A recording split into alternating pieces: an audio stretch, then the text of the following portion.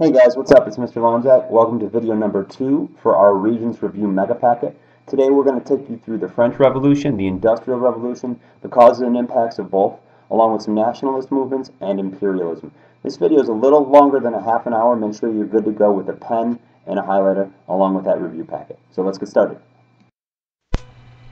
One of my favorite topics for students to write essays on is the French Revolution. We spent a lot of time on it this year. We wrote a DBQ in class on the French Revolution, and that's where we're leading this packet off today. We're going to start off with causes, obviously, and the French Revolution, I talk about it as political, social, and economic causes. One of the political causes to remember is that in France there were 3 estates of people, the first, second, and third estate. The majority of people were in the third estate, people like the bourgeoisie, also peasants and city workers, and they had literally no political rights whatsoever. They had no right to vote. France, again, was an absolute monarchy. The king at the time was Louis XVI. Also, the third estate was becoming more aware of Enlightenment ideas, and that's the bourgeoisie's role specifically. Also, you might remember that the third estate paid literally every tax in France. The first and second estate had special privileges, and they didn't have to pay taxes whatsoever. So you had a lot of issues that angered the third estate in France. That's a really important cause to remember. Another cause that helped cause the French Revolution was King Louis generally was out of touch with his people. You might remember the Palace of Versailles. That was not built by Louis XVI. That was built by Louis XIV. You could mention that as a cause of the French Revolution, but just make sure you understand the difference. Regardless, Louis XVI and his wife Marie Antoinette, nicknamed Madame Deficit, they spent all of their time in the Palace of Versailles, hanging out with the nobility, not really getting to know the people of France, not really understanding the problems of France. And they weren't respected whatsoever by the majority of the French people, specifically the third estate and the bourgeoisie. Remember, the bourgeoisie are the educated lawyers, the doctors, people without voting rights, but people that are still aware of how unfair the system is. On top of that, maybe the biggest cause of the French Revolution is economic. It's the rising cost of bread. The third estate, the majority of people were not the bourgeoisie. They were actually poor city workers and peasants. And the price of bread in the late 1700s was increasing very, very quickly. The price of bread almost became impossible for most people to purchase bread. Regardless, this led to bread riots. It also ended up leading to the storming of the Bastille, where peasants went into the Bastille, which was a French prison, looking for gunpowder. They killed guards of Louis XVI, and that's a major turning point, the first bloodshed of the French Revolution. For my students that take Global 10 Regents, I know you should remember BEAT. B-E-A-T. That's an acronym for French Revolution causes, bread riots, Enlightenment ideas, which we reviewed in the last video, the American Rev, and taxes unfair on the third estate. That can be a nice easy paragraph in a revolution essay if you're writing about the French Rev. Now to the right here we have a few pictures that help us illustrate key events. The first picture, you can't see it too well, but it is the storming of the Bastille. Again, the Bastille was a French prison where Louis XVI kept personal prisoners who spoke out against him. That prison was stormed by rioting, angry mobs looking for gunpowder, trying to arm themselves because they feared Louis XVI was about to turn the army on them due to bread riots. One of the biggest impacts of the French Revolution is something called the Declaration of Rights of Man. I refer to it in class as the Doro Map. If you remember, the third estate was called to something called the Estates General. They were really upset with how the voting patterns went on there, so they left they left the Estates General meeting. They went across the street to a tennis court oath, and then they ended up writing a new constitution for France. Something else that I wrote was called the Declaration of Rights of Man. It protected natural rights in France, which was a John Locke idea, and it guaranteed equality for all citizens. Women weren't included in this, but again, you have to remember that this is a step at least in the right direction for more equality of all citizens. One of the craziest parts of the French Revolution is the Reign of Terror, led by Maximilien Robespierre. Louis XVI, you might want to include as an impact of the French Revolution, is executed. Absolute monarchy ends in France with the execution of Louis XVI. And after that, the period of Reign of Terror begins. This is where Robespierre starts executing anybody he believes is not loyal to the French Revolution. He fears there might be some people in France that still want an absolute monarchy, and he goes on this Reign of Terror where tens of thousands of people are killed in 1 year. Robespierre is himself executed via the guillotine, which ends the Reign of Terror. And that ushers in Napoleon Bonaparte. Napoleon Bonaparte becomes Emperor of France. He was a French general during the French Revolution. He supported revolutionary ideas, and he used the chaos during the Reign of Terror to rise up within the French government. He ended up leading a coup d'etat, which is a secret overthrow of the French government, and he himself became emperor. He appointed himself this title, and the French people loved him. What Napoleon is remembered for mostly on the Regents exam is nationalism. He makes people in France proud to be French, and also he's remembered for stabilizing the French economy. The French economy was in really bad shape during the French Revolution. Napoleon started to turn that around with some stability and what was known as the Napoleonic Code. So again, the Napoleonic Code here, it stabilized France after the Reign of Terror.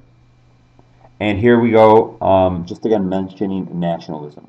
So remember Napoleon nationalism, this pride in country idea, starts to emerge and become a very powerful theme in global history during the French Revolution, specifically with Napoleon.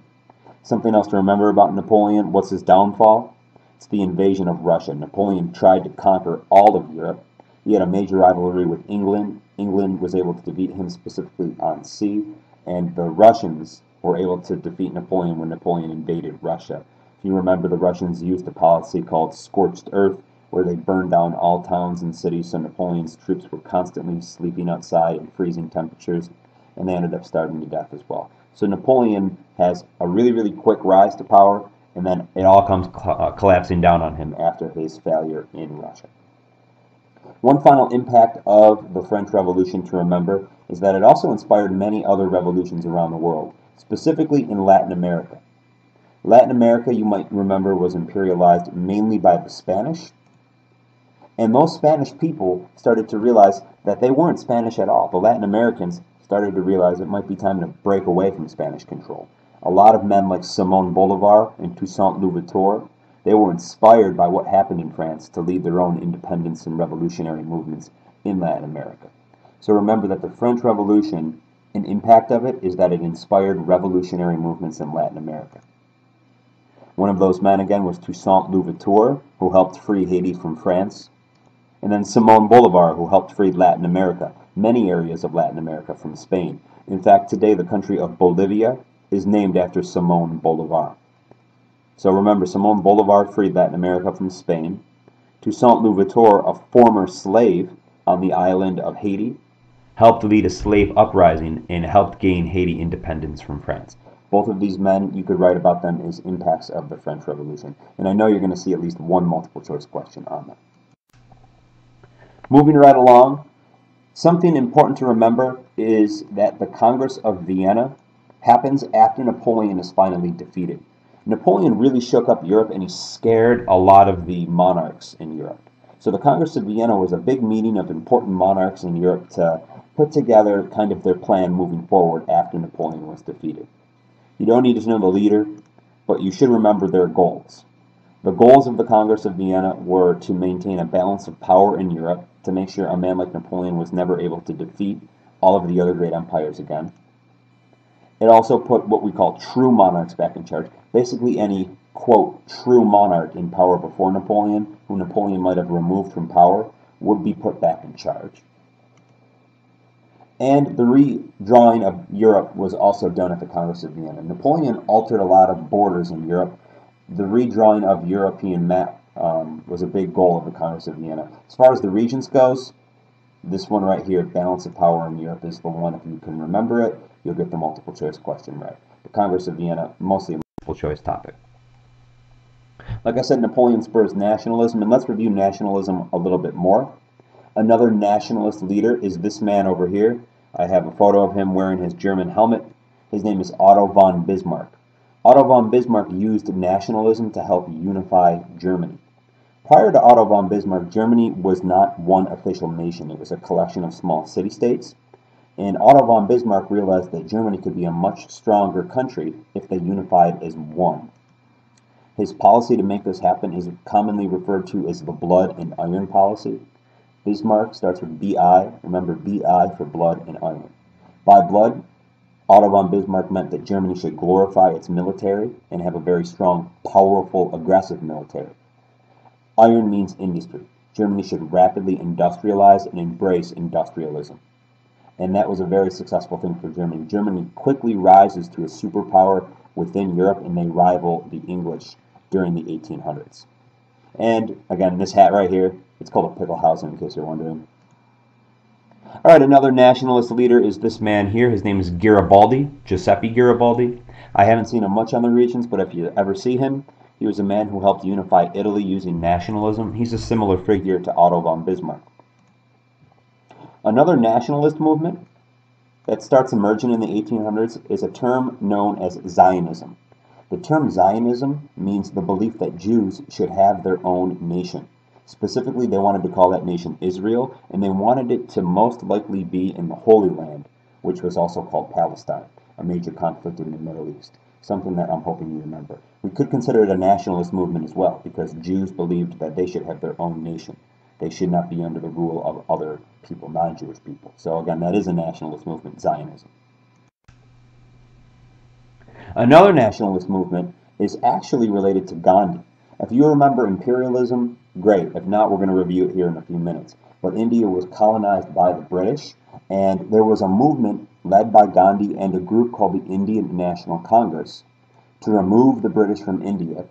And this is again considered a nationalist movement. So if a thematic essay topic is something like a nationalist movement, you could choose India and the Indian National Congress trying to remove the British from India and to have Indians rule over India. There were major issues, though, if you remember the Gandhi movie that we watched in class. Not everybody in India is the same religion. The majority are Hindu, but you have a large Muslim minority. And there was also an organization known as the Muslim League, led by Muhammad Ali Jinnah. This was again in the Gandhi movie. I would focus on this topic as a nationalist topic, but I would focus more on the Indian National Congress just because I think we have more information that we've covered on it. Also, the Ottoman Empire is a nationalist idea. The Ottoman Empire was led by mostly Turkish people, and during World War I they committed an act of genocide related to nationalism. This is known as the Armenian Massacre. Armenians were a group of people in the Ottoman Empire, but they were not Turkish. They were Armenian. And because of this difference, they really were not on the best of terms with the Turks. In fact, the Armenians supported the Russians in World War I. If you remember, the Ottoman Empire was on the other side. Regardless, for the Regents exam, remember that the Armenian Massacre is considered an act of genocide or a human rights violation, where Armenians were killed simply because they were Armenian by the Turkish leaders of the Ottoman Empire. And finally, one more thing related to nationalism is an area of the world. It's in Southeast Asia. It's called the Balkans. The Balkans have deemed, or rather been given the nickname, the powder keg of Europe. And this is because within the Balkans you have many different ethnic groups. Groups like Serbs, groups like Bosnians, groups like Greeks, Turks. You have many different ethnicities. You also have many religious groups, all living very closely together. And this has often been a source of major conflict in Europe. In fact, World War I, the assassination of Francis Ferdinand, occurs in the Balkans over a nationalist dispute. So remember, the Balkans has many different ethnic groups there. They are all basically nationalist groups, and that's led to a lot of conflicts. If I'm going too fast, again, I apologize. Make sure you can pause this and take a break. But right now we're going to shift gears a little bit and cover the Industrial Revolution. The Industrial Revolution, by many, is considered one of the most revolutionary times in human history, right up there with the Neolithic Revolution. There's no bloodshed directly in the Industrial Revolution, but simply what it does is it changes the way we live our lives 100%. And the Industrial Revolution started in England, and it started in England because of several factors.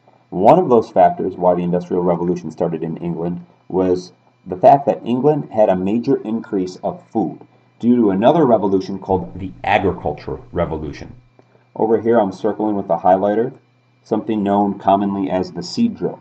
This is a major invention by a man named Jethro Tull. This seed drill could be hooked up to an ox or a horse, and it made planting of vegetables and crops extremely fast. New inventions like the seed drill allowed for farming to be done much more efficiently and also without as many peasant workers on the land. You can now use machinery and animals much more than peasant workers. And that's going to help spur the Industrial Revolution. A, because there's more food, that means the price of food goes down, and that means the population will go up. And B, those former peasant workers living out in the countryside are going to end up moving into cities, and they will become the new labor force to work in the factories. That's defined as urbanization. So let's get to the Industrial Revolution and some other big causes of it. So on top of the agricultural revolution, England also starts the Industrial Revolution because of their large coal and iron supplies. Coal and iron are the two key natural resources very important to the early Industrial Revolution. England also has a great river system, which is excellent for transportation, and they have very deep harbors, and it's an island nation, so they can trade very easily with other parts of the world.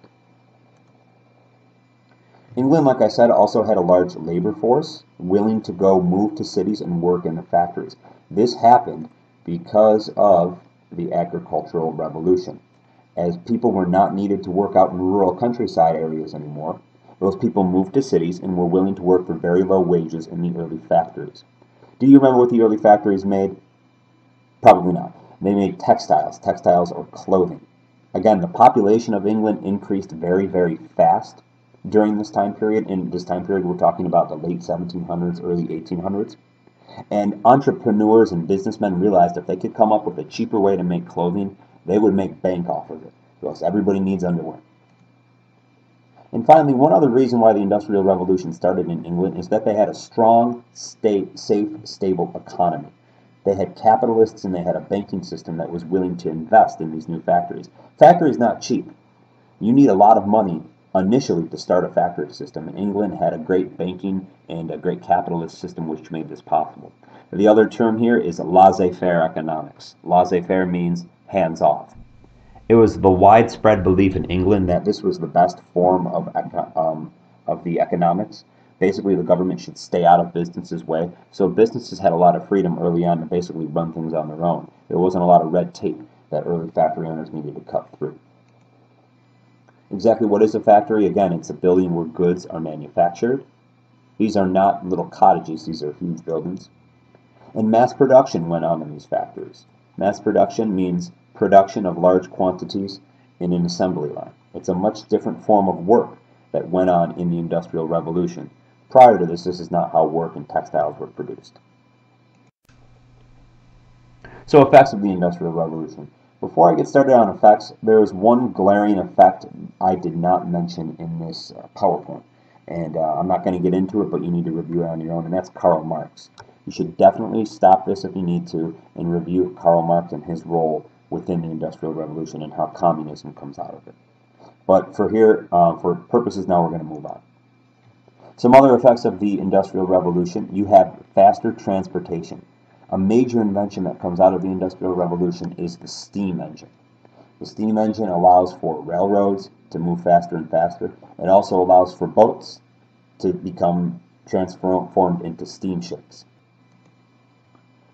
The invention of the steamship allowed for transportation of products made in England to be much more quickly transported around the world. So the Industrial Revolution steam engine is a huge invention. Here again, laissez-faire, which I just talked about. This term laissez-faire is the idea where government should stay out of business affairs. Adam Smith was a big proponent of laissez-faire. He believed things like supply and demand would regulate an economy. You don't need a government looking over business all of the time. Let supply and demand naturally run its course, and that will be the best way for a government to do business. You should remember that the early living and working conditions for the Industrial Revolution were incredibly poor. I'm not going to get into it right now, but again, see your binder, look through early effects of the Industrial Revolution on the working class. This again could be an essay topic, and these would be details we would expect you to include.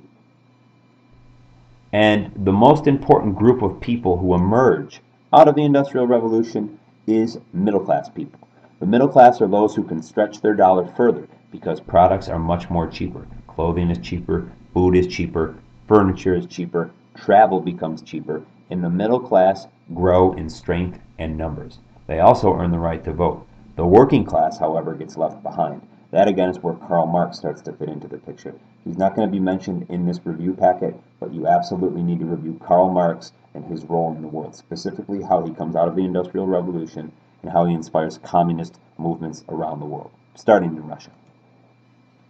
Don't worry about this one. Just exit out and move on when you're ready. All right, I've got a couple of random topics here. Let's talk about the modernization of Japan. One term that's on the Regents, it's called the Tokugawa period of China. During this time period, I'm sorry, not in China, the Tokugawa period of Japan. During the Tokugawa period of Japan, Japan was incredibly isolated from the outside world. This went on for hundreds of years, where the Japanese, like the Chinese, believed that they did not need to embrace other countries. They could remain isolated from the outside world, and that would be their best course of action. However, Japan is rapidly going to change with Matthew Perry's sailing to China. I keep saying China, it's not China, it's Japan, guys. I'm sorry, you know I do this all the time. Anyways, Matthew Perry, he's a United States naval officer, and he sails from the United States to Japan with a letter, basically stating that the Americans are demanding the Japanese allow them to trade. And the Japanese have a decision to make. Do we continue our period of isolationism and not interact with the United States and maybe risk an international conflict where they get killed? Or do we embrace the United States and do we embrace the modern world? The answer is that they embrace the modern world. China opens its door for trade. It's referred to by some as the open door policy. This did anger some people in Japan. The movie The Last Samurai is a great example of the traditional samurai not wanting to move forward with a modern Japan. Japan, many of the people wanted to cling to their old ways and their belief that a shogun should run the government and the emperor should be in charge. However, that is not what was happened. In fact, the shogun was overthrown and a period known as the Meiji Restoration took place. Meiji, I have an acronym, which I'm going to get into in the next page. But if you can remember this Meiji acronym, it's going to discuss the 4 key things that were done during the Meiji time period in China. In Japan. I did it again. This stuff right here, skip it. If you know the Sino-Japanese War, you're really smart and you probably don't need to be watching this. Same thing with the Russo-Japanese War. It's not going to be on the Regents, but this was Japan flexing its muscles and starting to attack people. Sino means China, Russo means Russia. They defeated both of these big, powerful nations because they modernized and they imperialized. One thing to remember, though, is that why is Japan constantly imperializing in the 1800s? It's because they lack natural resources, something they still lack today, although Japan has embraced technology and imperialism is not around in 2014. All right, imperialism, let's go through causes and then we'll briefly run through some impacts on different countries. So what is imperialism? It's when a powerful industrialized nation, most likely a European nation like Britain, starts to take over and look for natural resources in other parts of the world. So the most important cause of imperialism is money. Making new markets to sell your products. The Industrial Revolution now allows for nations like England to produce way more products than ever before. You want to try to imperialize another part of the world and then sell your products to those people. Access to raw materials is the one I hammer home in class. You cannot continue to industrialize your nation without raw materials, and this was a major motivating cause for imperialism. If Britain runs out of cotton, they can't make any more textiles. Where are they going to get their cotton from? India. That's why the British imperialized India, for cotton fields.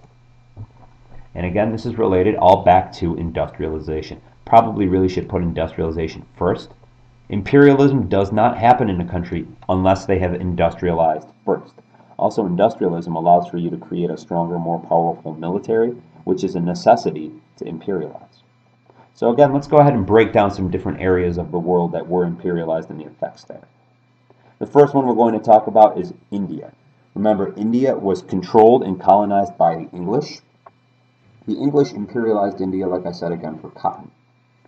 One major event early on, once the English started imperializing India, it's known as the Sepoy Rebellion or the Sepoy Mutiny. Sepoys were Indian soldiers that were forced to fight for the British Army. They weren't really forced, but they signed up to fight for the British Army. However, the Sepoys were forced to perform duties within the English army that went against their religion. You might remember the story in class about the bullet that's cased with animal fat and animal lard. Sepoys are mostly Hindu and Muslim. They were now ordered to bite the tip of a bullet casing that had animal fat in it, which is a very big violation for a devout Hindu or Muslim. Anyways, the Sepoys mutinied, or they rebelled. They went into English communities. They killed English men, women, and children. This is a very ugly event, and the effects are profound. The British put this rebellion down with force, and the British tightened their control up over India. They say, India, we need to keep a closer eye on you now, and we need to imperialize you a little bit more. We need to keep you under our thumb. All right, Africa is probably the area of the world you're most familiar with as far as imperialism goes. The Europeans, you should remember an event known as the Berlin Conference. At the Berlin Conference, the Europeans did not invite any Africans. And what went on at the Berlin Conference? The Berlin Conference was basically a draft of Africa. You can think of a fantasy football draft where the European nations had a big map of Africa. I'm exaggerating here, but they basically drew lines on the map of Africa, and they determined which European power would colonize and imperialize which part of Africa. They were dividing up Africa amongst themselves, and they had no regard at all for African people or African culture. This is a long-term problem. Even in Africa today, we've talked in class about tribalism and the different ethnic groups living within these large African countries like Nigeria. This all can be traced back to the Berlin Conference.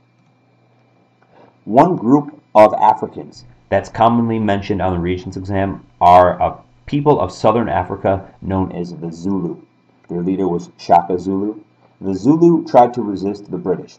At a time they were successful, but in the end they were not due to the British superior military technology. But if you see anything about the Zulu resistance, it's related to a tribal group of people in Africa who tried to fight the British back. In the end, however, they were unsuccessful, and the British controlled southern Africa. South Africa is an English-speaking country today. That's because the British colonized Africa and maintained control over it for quite a long time. The last area we're going to talk about is China. You might remember the Opium War. If you don't remember the Opium War, it's the British trying to sell opium in China in order to have a cheaper price on tea. Anyways, the Opium War was a battle between the British and the Chinese. Who won? The British. Why? They had better military technology. You might remember again that the Chinese never modernized. They remained isolated from the outside world. They never embraced industrialism in the 1800s. It caught up to them here after they were defeated by the British in the Opium Wars. Once the British defeated the Chinese in the Opium Wars, China was slowly carved up into many spheres of influence. The definition here, you can take a moment and write down. Spheres of influence in China are defined as areas of China where a European nation has exclusive trading rights. So China was carved up like a piece of pie, and this really angered a lot of people in China, people who believed that the Chinese culture was superior to Western culture. One of these nationalist groups in China were known commonly as the Boxers. This is because they fought with their fists. The Boxers launched something known as the Boxer Uprising or the Boxer Rebellion, where they tried to remove all foreign influences from their country, and they got their butts kicked. Once again, the Boxers, this Chinese group, have inferior military technology to the British. When you use martial arts against guns, it's not usually going to work out well for you. Unless I'm shooting a gun. I don't know how to shoot a gun. Anyways, let's get into some other pictures, some long-term effects and some short-term effects of imperialism on the colonies. I'm going to put this one up here, and I'm going to give you a minute to write it down. But imperialism could be a potential DBQ topic. There are short-term effects of imperialism on the top here. One thing you might remember from class is a term known as white man's burden. It was this belief that European culture was superior, and Europeans had a duty to educate non-Europeans like Africans about European ways, specifically here Christianity. Another negative effect of imperialism on Africa and India and China is that many raw materials are taken from these lands and they're brought back to English countries or European countries. That's a negative. Tension increases between Europeans and non-Europeans. Clearly a negative. All right. Now a couple of positives. There were some good things that came out of imperialism, such as the building of roads, bridges, and railroads. In India, the British built lots of railroads so they could take the cotton from the cotton fields, get it to the ocean, and then ship it back to Britain. Once the British left India, they didn't take their railroads with them. So those railroads, those roads, those telecommunication lines, like phone lines, were all left, and it allowed India to modernize a little more rapidly. So that is a positive. Also, like I said, modern technology. There were new advances in modern technology. Some of these technological advances were shared in the imperialized world. All right. How is the West, meaning European nations, mainly affected by imperialism? Again, where do those raw materials go? They went back to Europe. They went back to the industrialized countries. So again, imperialism, you might remember it also as mercantilism, always benefits the mother country, the one doing the imperialism. So Western countries gained access to raw materials. This made them tremendous wealth. The British had a humongous empire, not in the terms of the Roman Empire from ancient civilization times, but they had colonies all around the world that made them tremendous wealth. Imperialism also did lead to rivalries between European nations. The world is only so big, and once the world gets imperialized, nations of Europe might fight for prestige over who has more colonies. This is going to actually help cause World War I, these rivalries that come out of imperialism. Then finally here we're going to mention increased trade and cultural diffusion, which is more of a general effect of imperialism. And maybe the most important thing, I've mentioned it here multiple times, if you haven't remembered it now, stop and write this down. Why were Europeans able to dominate non-European areas? It's because of their superior military technology. That's very important to remember, everybody. Alright, I was going to go all the way through World War I and World War II, but I'm going to stop this video right now. I'm going to make another video for World War I and World War II another time. So again, guys, hopefully this was useful, and I'll catch you later.